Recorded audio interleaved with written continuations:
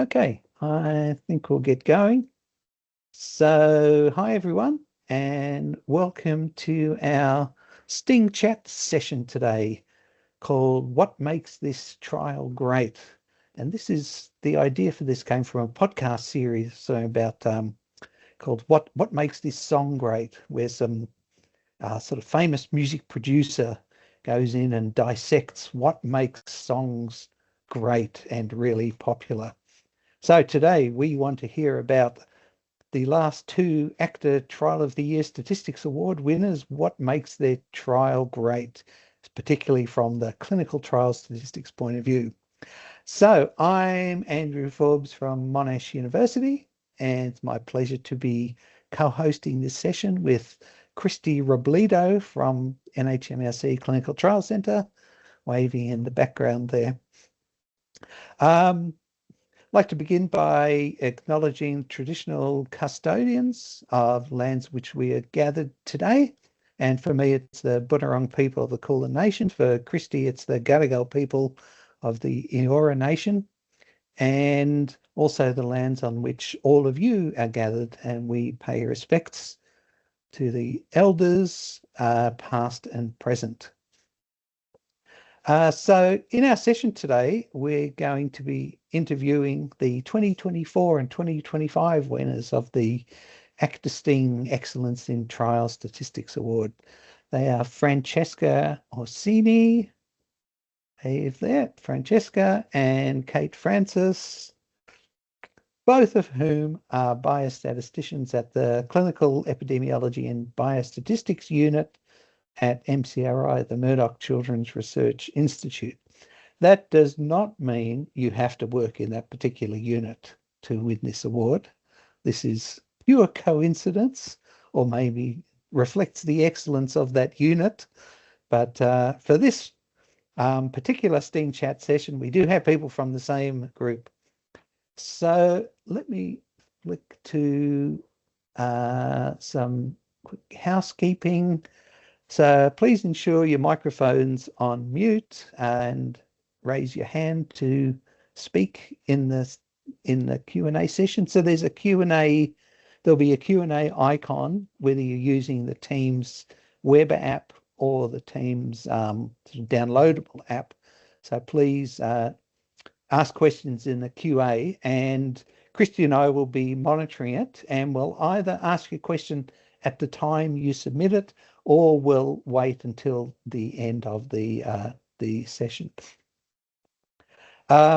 Recording of the webinar is going to be made available. So the format of the session is that first we'll hear from each of Kate and Francesca for about 10 minutes. They'll describe their trials, so there's sort of some context to the sort of the interview questions we're going to be asking later.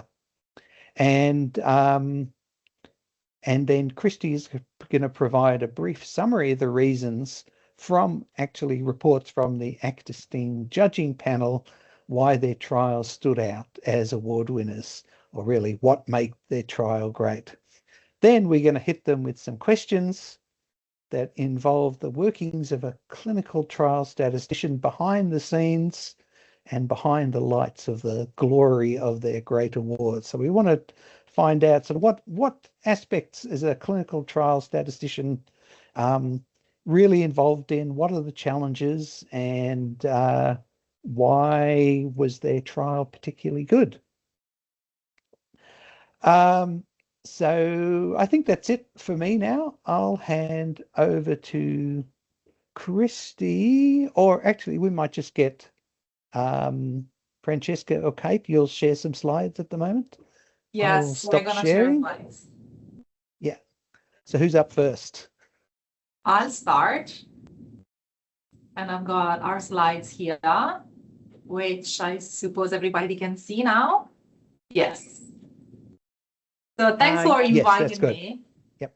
Thanks for inviting us to this ACTA STInG chat. I'm going to present on the BRACE trial, and this is not the first time that I have the opportunity to talk about BRACE. I have a few introductory slides that, to be honest, make it look like a very normal trial, but the story is a bit different because of the context that this trial happened. Okay. So the background of the BRACE study. So the BRACE study is a randomized trial of BCG vaccine to prevent COVID-19 in healthcare workers. So back at the beginning of the pandemic, so that was March 2020, at least when we started the study, but when COVID hit in late 2019, it caused a high global infection and mortality rates. And we didn't have any preventative options available at the beginning of the pandemic. We didn't even know if we were gonna get anything at all. So back then, Nigel Curtis, who is the PI on the study, was the PI on the study, thought that BCG vaccine that was used worldwide against tuberculosis showed beneficial, he thought that it could show beneficial of target immune effects. And there was actually evidence to suggest that BCG vaccine reduces respiratory and viral infections in children and adults.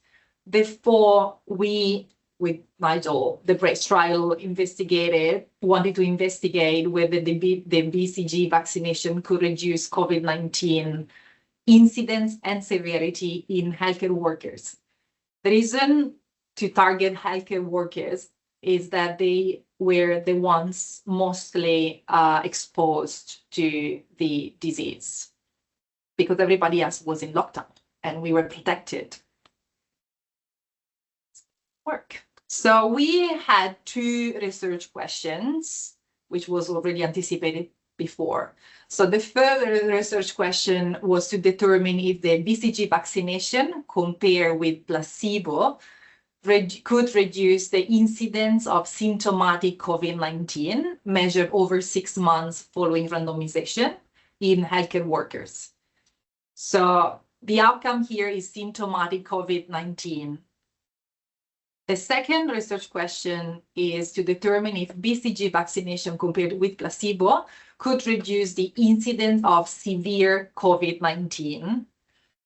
And the definition of severe COVID-19 was whether there was COVID-related death, COVID-related hospitalization, or COVID-related severe disease, but not hospitalized, with some definition on how severe you were, measured over 6 months following randomization in healthcare workers.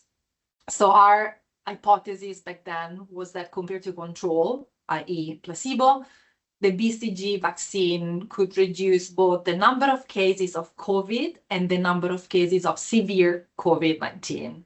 So basically, we wanted to shift severity. We wanted to reduce the severity of the severe cases, but also the number of people who were getting infected.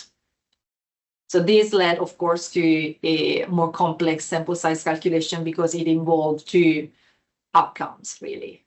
So just to have a final screenshot of the final trial design, as I said, healthcare workers were our population, and they were recruited initially only in Australia, but then we extended recruitment to Spain, the Netherlands, the UK, and Brazil. And Australia was not enough because we pretty much didn't have cases in 2020. As you can see, the I for intervention has something highlighted in gray and something in black. So the final study was, the intervention was BCG vaccine in a blinded fashion. But in gray, you may not be able to see that there was a stage 1, which I can leave probably for later. But in short, in the first design, we had as intervention BCG vaccine plus influenza vaccine. As control, final analysis, the final design had placebo, blinded fashion, But in the original design, stage 1 was unblinded and the comparator was influenza vaccine. Primary outcome, as I said, we've got symptomatic COVID by 6 months and severe COVID by 6 months.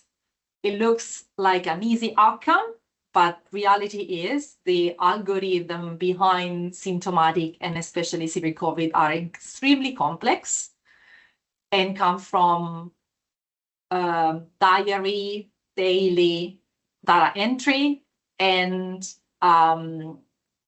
blood tests every 3 months. And over time is 6 months for the primary analysis, but then a total follow-up of 12 months. So to just summarize it, is a phase 3 2 arms multi-center randomized placebo-controlled trial in healthcare workers to determine if BCG reduces the incidence and severity of COVID during the pandemic.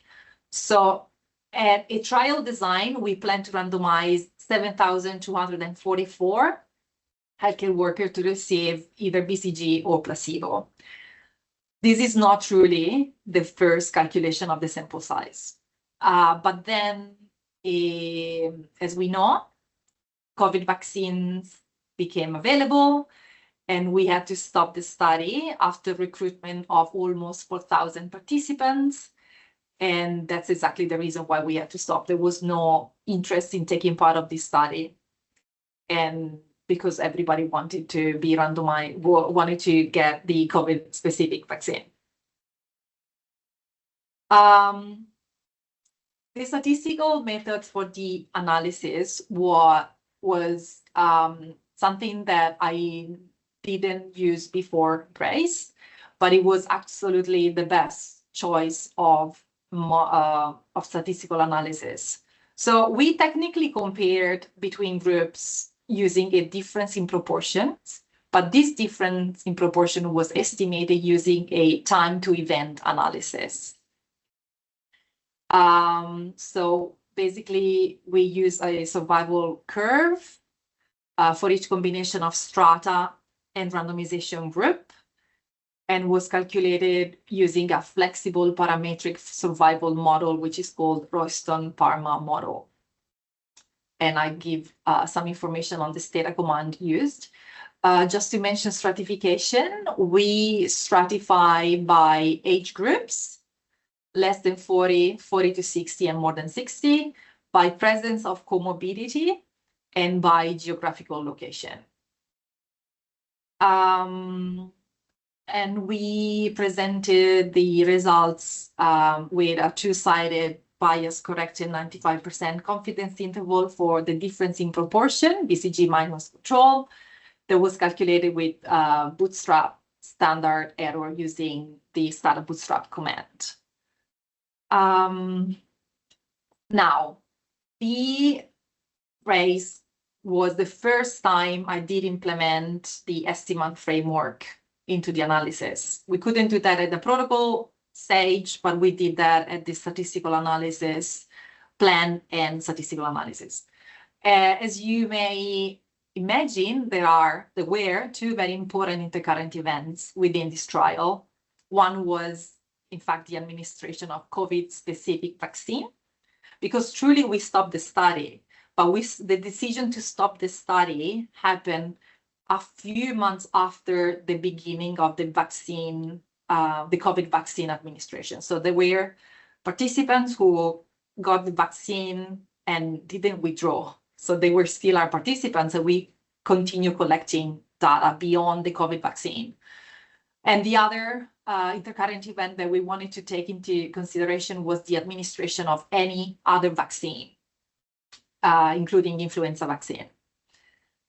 And we handle these two intercurrent events with two strategies. The main one was the hypothetical strategy, but then everything was supported by a treatment policy strategy. So to explain this better, with the hypothetical strategy, the aim is to estimate the intervention effect of being offered the intervention in the absence of an intercurrent event. So reality was that participants who received a COVID-19 specific vaccine had their data used up to the date of the first dose of COVID-19 specific vaccine. So all the data, daily data, and serological data collected beyond that point was simply not used. As a supplementary analysis, the treatment policy strategy was used. So we ignored whether or not they got COVID-specific vaccine. And these are the main results. This is just one lot of results. Top, we have symptomatic COVID, and bottom, the severe COVID. I'm not sure how much you want me to go into this, but what I want to point out is that we have a lot of results because the main primary analysis, as I said before, implemented the hypothetical strategy, and that's the main result. But then it was supported by many other estimates, and we decided to give the full picture. So in a way, even the paper is heavy on the presentation of the estimate results. So this is all from me now, and now Kate. Thanks, Francesca. Yeah, thanks very much, Francesca. And so, yeah, Kate, let's hear about the PLUS Oh, sorry, trial. I made it really small, sorry. Yeah, can you? Okay, there we go. That's better, thanks. Sorry about that.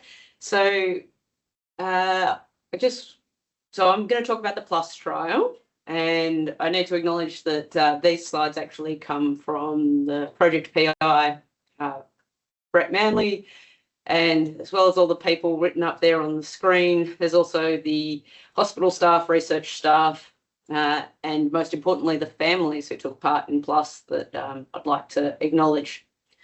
So PLUS is a trial to prevent lung disease using surfactant and steroid.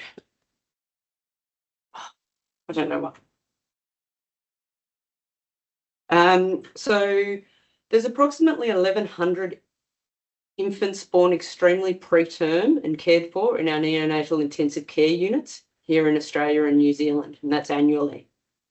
Around 85% of infants born extremely preterm, so that's less than 28 weeks, will survive, but at least half of these will develop bronchopulmonary dysplasia, BPD. And this is a chronic lung disease of prematurity. BPD is associated with increased infant mortality, subsequent hospitalisation with respiratory illness, and adverse neurodevelopmental outcomes. It's inflammation that's the primary mediator of the pathogenesis of BPD, and postnatal corticosteroids have long been the focus of preventative interventions. However, the significant harm has been associated with their systemic, so like an IV administration. And then you've got budesonide, which is a long-acting anti-inflammatory agent. And the thought was that this intratracheal provision mixed with surfactant would appear to be a safe and effective way to deliver budesonide to the airways. There'd been several small randomised trials that had found intratracheal budesonide in a surfactant to be a promising therapy to increase survival-free BPD. And as I mentioned, I borrowed these slides, and there's an alarming number of p-values on this page, so apologies, everyone. But what I wanted to highlight here was that these were the kind of three smaller studies that had happened beforehand. So you can see there that the largest was with 310 infants. And there was an editorial accompanying one of the Yay publications, and it was basically stating that these findings needed to be replicated, including infants with less severe RDS, so respiratory distress syndrome. And the feeling was that even if the results were replicated at half the magnitude that had been reported, it would actually represent a really great advancement in BPD prevention.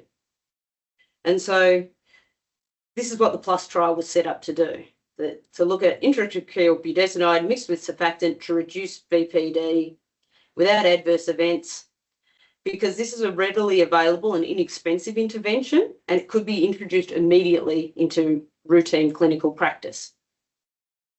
So with PLUS, it was really important to set it up to be powered with an appropriate sample size. So it was powered to detect a change from 50% to 60% in survival free of BPD. This meant we needed over 1,000 extremely preterm infants. So there was 21 NICUs involved across 4 countries, Australia, New Zealand, Singapore and Canada. So our trial design, we've got these extremely preterm infants. So they're born less than 28 weeks gestation. So they're 22 to 27 weekers. We've got our intervention, our intratracheal budesonide mixed with surfactant, the comparator, surfactant alone.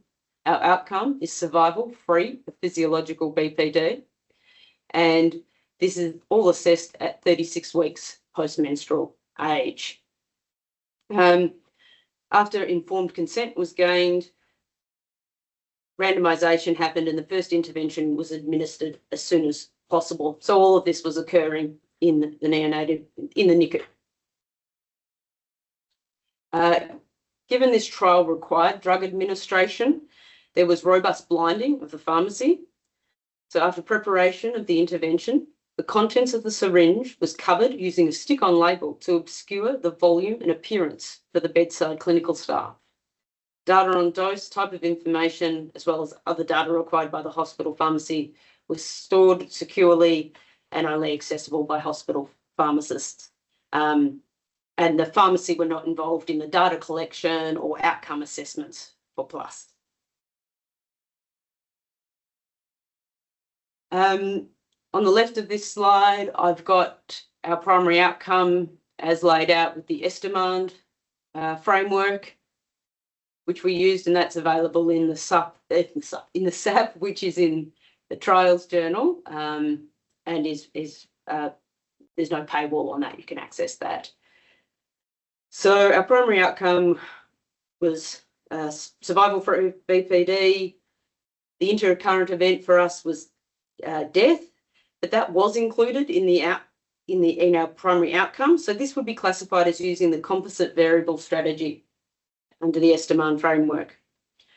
For us, missing data was of low concern because for this study, babies born under 28 weeks gestational age are still in hospital, nearly all of them at 36 weeks age. So we could collect those, the primary outcome, but as well as our secondary outcomes, which were often in-hospital-based respiratory outcomes. We reported an adjusted difference of proportions using binomial regression. The strata we were adjusting for was their gestational age, so 22 to 25 weekers versus, or 26 to 27 weekers, whether there had been prior surfactant, yes or no, and their mode of respiratory support, which could have been invasive or non-invasive. So what did we find out? Well, this large multi-centre trial of extremely preterm infants receiving early intratracheal budesonide with surfactant had little to no effect on survival free of BPD. And we didn't find any evidence of important differences between the groups for the in-hospital secondary respiratory outcomes or any of our safety outcomes. And so, especially after listening to about the BRACE trial, this was quite a traditional two-group comparison. It had null results, but nonetheless, it was actually well received by the judges for the Trial Statistics Excellence Award. So I guess I want to say, don't be put off from submitting your trial because you think it's not exciting enough. Yeah, thanks. Okay, thanks so much, Kate. And yes, absolutely, that for a trial to win the Excellence in Trial Statistics or the STInG Award, it doesn't have to be a fancy, complicated design. So now Christy is going to give a short description about what made those trials great from the viewpoint of the ACTA STInG judging panel. So over to you, Christy. Thanks. Can you see my slide? Yeah, great. Yeah, good. Perfect. So yes, what makes these two trials great? So I thought I might just start by talking about how we're judging statistical excellence. So we have a panel of statisticians that come together, and we're looking at 3 different pillars of information. We're looking at the design and the planning of the trial from the statistical sense. We're looking at the analyses performed, and we're looking at the reporting and the interpretation. So with regards to the design and the planning, we're thinking about the sample size, the randomization, the analytical methods, that they're really high quality and appropriate for the research question that's being asked, and documented in a publicly accessible statistical analysis plan that's following, good statistical procedures and practice. Then we're looking at the analyses. We're looking that they are executed as planned, or if there are deviations, because we know we're statisticians, we can't plan everything, but these deviations, we're following good practice. We're transparent and we're using high quality and following good statistical procedures again. And lastly, for the reporting and interpretation, we're looking that there is appropriate, transparent, and best practices or well-defended departures. Okay, so coming to our BRACE study and thinking about the 3 pillars. So I wasn't actually on this judging panel, but I chaired the panel where +1. So these are not my notes, but I think we will have all seen how the design and the planning for the trial was very strong, very high quality, and estimans were being integrated from the start here. So there were some changes, as we saw, but everything was being well documented and very transparent. Changes were being made. And then I think the really interesting component of this study, appropriate, transparent, and supported with their updated analytical plan. Very well explained, and those estimans we saw were included throughout the publication itself. So I think even though there was a premature termination of the trial, obviously because the environment changed where the trial was being held, everything had to be adjusted, but that was all being done transparently. The methods that we saw were quite sophisticated. So we're seeing, parametric survival models. I think Francesca said that's the first time she's done that, but obviously performed at a very high level. So I think that's kind of in a nutshell what the BRACE trial did well. I'm sure there's many other things though, Francesca. So for the PLUS trial, I actually went back to my notes from earlier in the year, and I think statisticians are very good at being critical, aren't we? We're very good at finding the issues, and my PLUS trial notes were very small. So there you go, Kate. There wasn't much to say. So I think the design and the planning, as you said, quite a traditional question and trial design, but nevertheless performed at high quality. And I think the publication of an analysis plan is fantastic. And the inclusion of that estimand table was something that all of the judges picked up on and commended you and your team on. So for the analysis, you saw that there was some risk regression there being used, and there was the incorporation of the clustering. So when we're looking at these really little babies, we do tend to find that when you're looking at little babies, there's a higher chance that you're going to have multiple births. So then there's a clustering of the outcomes that need to be taken account for in the methods. So that was there. And there was also some quantile regression on some of the secondary outcomes. And lastly, just to quickly say, they also, you know, following consort for harms practices, had risk differences for the adverse events, which I think was really, really great practice. There was a deviation, an unplanned deviation for the PLUS trial. And if you go and have a look at the paper, it's very interestingly stated in the paper that it was very clearly at the request of the reviewer that the analysis was done. So maybe we can hear a little bit more about that later from Kate.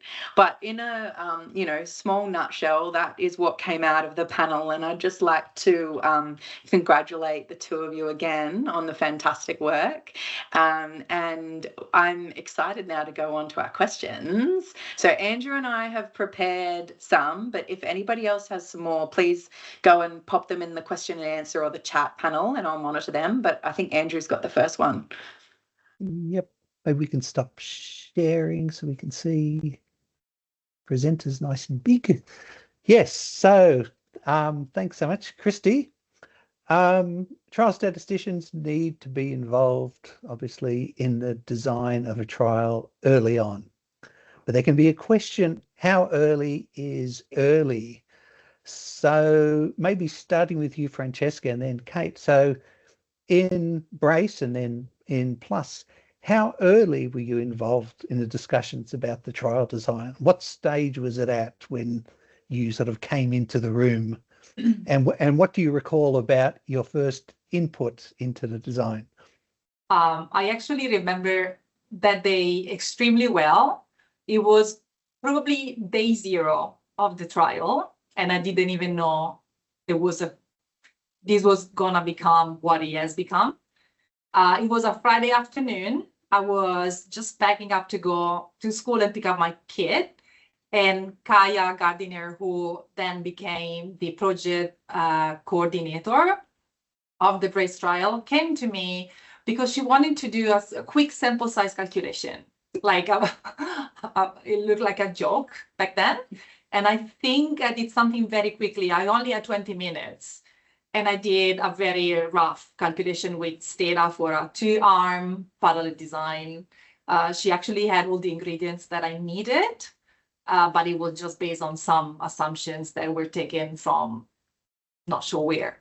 Well, the day after was a Saturday, so technically not a working day, but from the day after, literally, I was involved in this that didn't have a name. I wasn't even sure of the off-target effect of BCG vaccine. From the following day, we started with lots and lots of meetings. So I went from being involved in many trials at different stages to be fully involved with BRACE because it was such a different scenario. I mean, we were going through the beginning of a pandemic. We didn't even know what that meant. Nobody did. We didn't have the ingredients for a sample size calculation. It was absolutely all. If I think about that March, my work, my life, everything that is private, we're all entangled in one thing, and BRACE was the main, I think it was the main thing that was happening.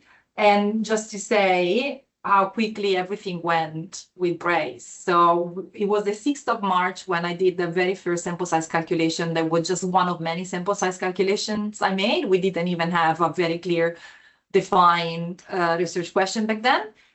On the 27th of March, the same year, the protocol version 1 was approved by ethics. And meanwhile, we were working on the database, on the CRFs. Everything was happening all in once, very, very quickly. But I've been involved since then. And the publication happened in April 2023 of the main paper. So it's been a full-time trial for me. Kate? Oh, that's great. Yeah, and Kate, your very first day Well, 0. For me, it's a little bit different, actually. As I mentioned, that Plus recruitment took about 5 years, and so we'd actually started recruitment in 2018, and I'd actually hardly been with MCRI at that stage. So Susan Donath was actually the one involved more in the planning and the grant and that side of it. So I came on board, quite a bit later, and I guess for me, I think was one of the first things I remember was actually I think data cleaning and looking at this data and having one of those, I think familiar to some of us, slight freakouts that the time zone differences between the randomisation module in REDCap meant the date times for some of our international sites made me very concerned that something had gone horribly wrong. But thankfully, I did realise it was just a time zone problem and that everything was fine thus far with Plus. So that's about my starting story for Plus. Right. Okay. Yeah. Thanks, Kate. We've had a question come in. It's actually to you, Francesca. It talks about sort of the early stages of your trial when COVID was, coming in full force, and even the definition of severe COVID was evolving.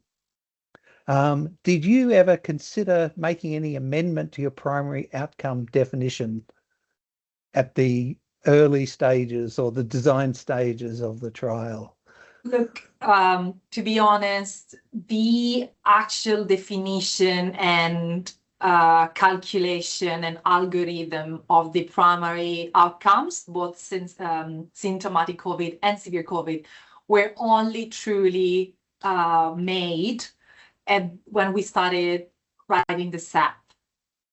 At the protocol level, we were only referring to the primary outcome as symptomatic COVID if you've got these symptoms, and severe COVID if you've got these symptoms and you've been hospitalized or they died, or you couldn't move you couldn't leave the bed for more than 3 days in a row. So that was the definition, but that was not enough for the analysis. Even the SAP took 1 year to be finalized because there was a lot of talks and charts on the primary outcome definition. Also, you need to be, if you can remember what it was back then when we had the pandemic, at one point there were no CPR tests available, and at the beginning rats didn't exist at all. And then rats became a thing in Australia, but not in Brazil. So we had to harmonize the definition of the primary outcomes in a way that was objective for all the states, all the countries, when in fact there was no harmonization at all. So yes, we actually only derived the primary outcome at the very end. All right. Okay. Thanks. Yes. Challenging time must have been, I imagine. Christy. Yeah. Go on with next one. So thinking about the success of your trial and the fact that they're both completed, right? Because completing a trial is a hard step, and published. So thinking about that aspect as the success, let alone the fact that they're published in high quality journals and win ACTA STInG. But if you can think about one decision that was made by you or the group that you think had an impact on that success, what do you think that would be? And maybe we start this with Kate, if that's okay. Look, I think for Plus, and as I touched on the slides, it was going big. Like, it was having a sample size calculation that was robust and was going to really advance this budesonide for BPD, given there'd been all these smaller trials, and there was a need for more robust information. And so by having this sample size calculation and saying we need to recruit over 1,000 extremely preterm infants was a really big and important decision, because it then flows on. It means you then have to include 21 NICUs, which means there's lots of need for communication and working together. But it's also big with regard to time it takes. Like I said, it took 5 years to recruit all these extremely preterm babies. So you've got to keep these centres really involved, and it's a credit to everyone involved that they made the decision that, yes, this is a big number, but it's the right number and it's what we have to do, and follow through. And yeah, so the sample size was really crucial to the success of PLUS. Yeah, great. Thank you. And Francesca, what about for BRACE? Look, maybe the good decision was always to be very flexible about it. So all the things that I learned about, flexible, the standard clinical trials is once you've got a protocol, you don't change anything anymore except for small amendments. Here we really had to adapt a very quickly changing situation. And so you mentioned transparency. Every time we have to change something that you wouldn't change in a different settings, like sample size calculation, sample size assumptions, design. We went from a unblinded study to a blinded study. We changed the comparators, we changed the intervention. Honestly, this is something that not in a pandemic situation, you would never do. We did. And the other great decision was always to ask for support. So I started as the only statistician thinking, oh, this is going to be another MCRI trial. And it became the biggest trial I've ever involved in. And I knew I couldn't do it on my own as the only statistician. So Kate, Lee, initially, she started getting involved as much as me. I was more on the ground, she was more supervising. But then even the two of us were not enough. So we had to ask for support from other statisticians who are actually here sitting in this ACTA chat. Cecilia Moore joined as the independent statistician for the interim efficacy analysis. But then she also did not just some, she did a lot of analysis as well. So it was just asking for support from the statistical community. And also another very good decision, because we rushed to have a database, was then having two pretty much full-time data managers involved that were taking good care of data coming in daily. And overall, transparency. Every change we made was justified from a clinical point of view and statistical point of view. That's the best we could do. Yeah, so interesting. Thank you so much, Andrew. Okay, trials sometimes, not always, they throw out sort of technical statistical challenges that you look at and you say, oh, oh my goodness, how am I going to deal with this? So, Kate, was there anything in PLUS that you had to deal with that was sort of technically, statistically challenging? Look, for PLUS, it was less about technically challenging, but one of the things that kind of stood out from a statistical perspective was actually the challenge of the null finding.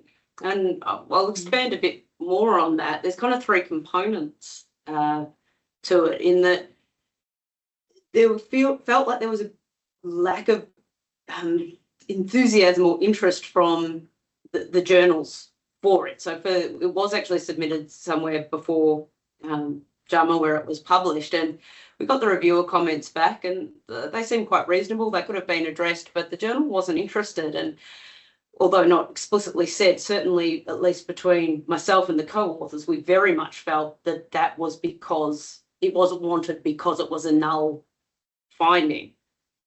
And the kind of second component then that leads into having to almost advocate that, yes, it's a null study, but it's actually really important. And so the challenge there was that you could tell from the reviewer comments, so these were the neonatologist style comments, how much they had wanted this to work. And you could tell this from, that this was it would shown up in these smaller trials that it was BP, budesonide was going to help BPD. And, we're talking about 22 to 27 weekers. Like, we want a solution to this problem. And so they were coming up with some interesting, is probably the best word, subgroup analyses that we should be performing. They really wanted to find something. They were going to find some subgroup that this worked on. And so there was this kind of almost mounting pressure almost that these null results are somehow kind of wrong, or we've done something wrong. And this wasn't coming from our internal group. They knew the study had been conducted well and with rigor, and we knew within ourselves, but it was coming this kind of externally. And this, I guess, leads into the third component, that then all of a sudden I'm going, oh, have I done something wrong? And it was quite a challenge. I was happy with my results. They were fine, but then I started to go through them with a fine tooth comb. And there's probably a fair amount of imposter syndrome in there as well. But it was really interesting to me. It was quite the challenge that all of a sudden, and I didn't change anything, but I kept going through these results. I was looking for something, and it was like I had to also be okay with a null finding. And it did make me think. It kind of challenged me, and I kind of thought for reviewers as well, like, would have any of us been doing this extra checking or trying to find something had we presented group differences? And so for the PLUS trial, I think one of the challenges was kind of shepherding and advocating through a null result. That nightmare that we all have, that we've switched the treatments or randomly jumbled the treatments or something, would have been going through your head a lot. Just on that, there's a sort of epidemiologist statistician, Sander Greenland from the USA, who visited Australia quite a while back now. So he's done some clinical trials work, but often exposure sort of epidemiology. And then he said, if you haven't got your treatment groups mixed up or exposure groups mixed up, then you haven't been working for long enough. So, so these things can happen. Did it cross your mind that you may have just messed up the treatment codes somehow, or the randomization was completely messed up? Yeah, look, I must admit, I started jumping to maybe the randomization was messed up, or it was the pharmacies at the hospitals, that maybe both groups were getting a mixture of both, control and intervention surfactant. So, it's amazing kind of sometimes where you can go from being confident and happy to, and I think a little bit of it also had to do a lot with them being extremely preterm infants. I understand why people wanted this to work as well. Well, for challenges with brace, I think it was a very long series of challenges, a never-ending story of challenges. Maybe just pick one. Yeah. So during the conduct of the study, the big challenge was going from one study designed with one intervention, one comparator, one sample size calculation, one research question, to go from there to not completely different study, but a very different study, and still managing to have that within the same protocol. It was quite a journey. The reason why we were asked to change the trial into a more robust, blinded, placebo-controlled trial was the interest shown by the Gates Foundation, who wanted to make it a bigger study and powered also to show a difference in the severe cases. They also asked for adding an interim efficacy analysis only on the outcome of severe COVID, because the hope was, let's say the BCG truly protects from getting COVID, severe COVID, then we would have a vaccine available and cheap for everyone to use. And that was before we knew we were going to get so quickly COVID-specific vaccines. So there was a lot of statistical modeling involved to make it happen. Then we also had the interim analysis, interestingly, that happened after we stopped the study. But because the interest was still so high to show a difference between BCG and placebo in COVID, in severe COVID, we still went ahead with that interim analysis, which didn't show any difference really. So we just went ahead, finished follow-up of the recruited participants, and did the main analysis. At the analysis level, the challenge was really implementing the estimate framework for the first time. So I was learning, I needed to learn a lot of things. in the first place. And then I also had to teach the clinical team how to interpret the estimate framework. And then, of course, like still happening now with other trials, they get kind of excited about the estimate framework, and they want to try to treat every intercurrent event with all the possible strategies because they think they're all very interesting. So that's the challenge still happening now after a few years into the estimate framework. It's interesting. We're running out of time. We had quite a few questions, but both of these trials have included estimans in their statistical analysis plans.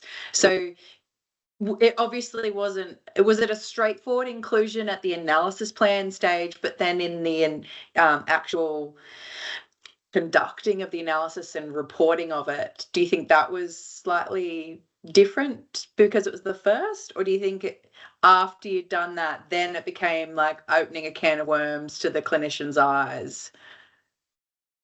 Well, in my case, I think because it took 1 year to get to the SAP, to the final SAP, at that point, we were at a very good level to implement the estimate framework into the analysis. So everything is actually reflected in the main paper, and all the tables were done and shared with description of the estimate. So no, once the SAP stage was passed and understood, it was fairly easy to do the analysis. I mean, easy. It was doable to do the analysis and to make it interpretable as well. Okay. Should we go on to, unless there's any other audience questions? No, I haven't seen any. We've maybe got time for our closing questions, do you think, Andrew? Yeah, I think so. Yeah. So I was going to ask what the greatest lesson that you learnt from this trial that you've conducted, so Brace and Plus, and what are you going to take forward into the next, or you have taken forward into your next trial? And maybe start with Kate.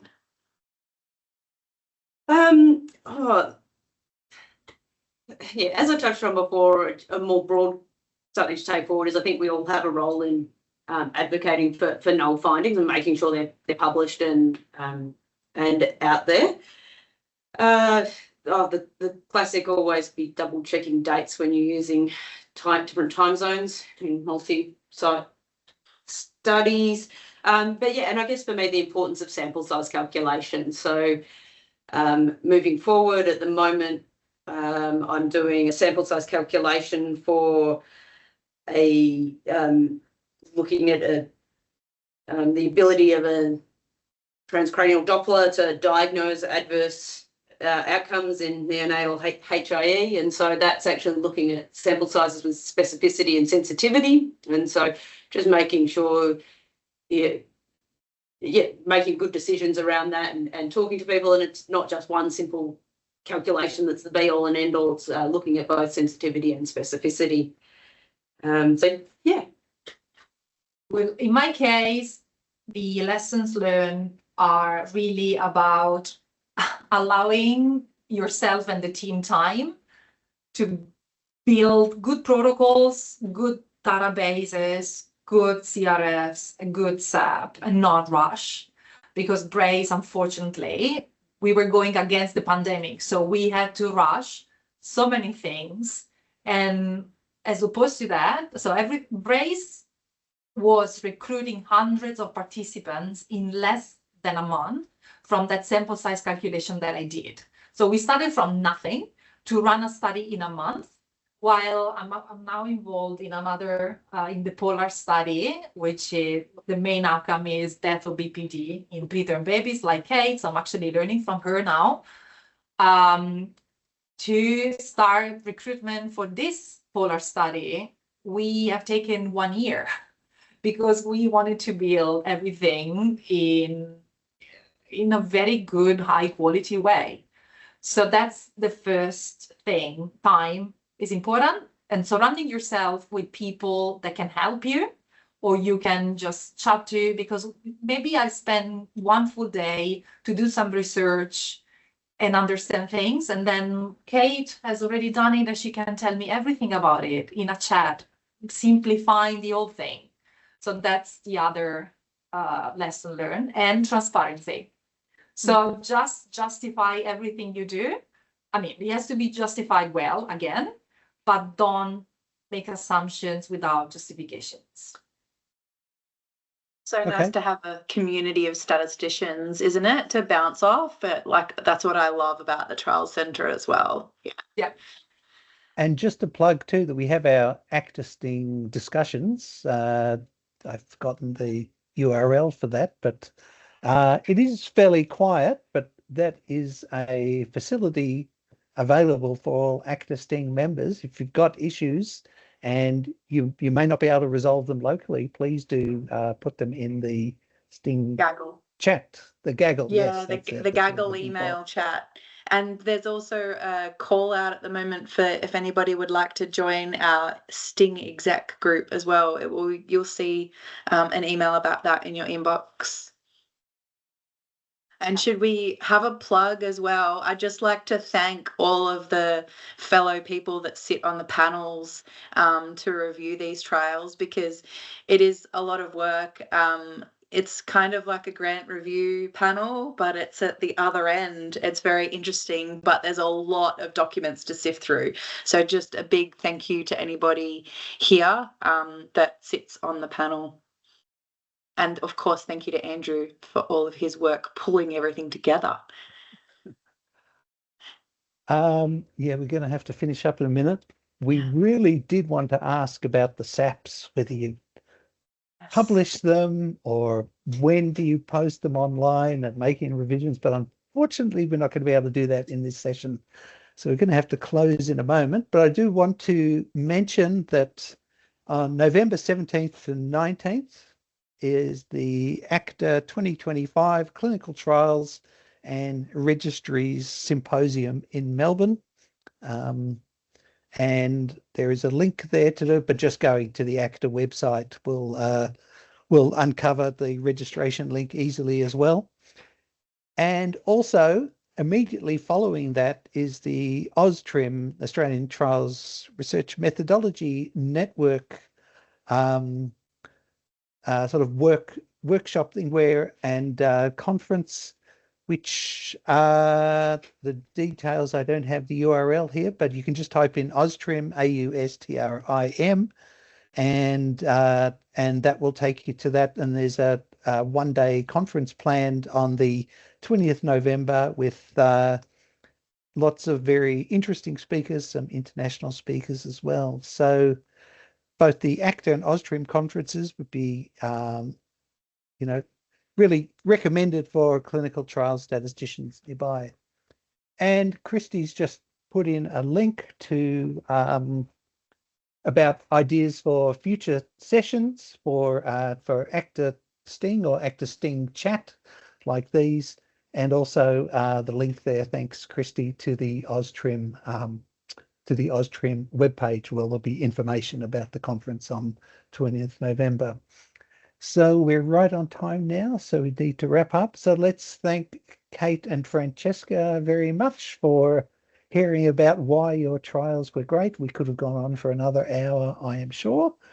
Thank you for having us. Thank you. And thank you to everyone for coming along. So we hope to see you again at a future STInG chat session sometime soon. Thank you. Okay. Thank Bye. you. Bye-bye. Thank you both.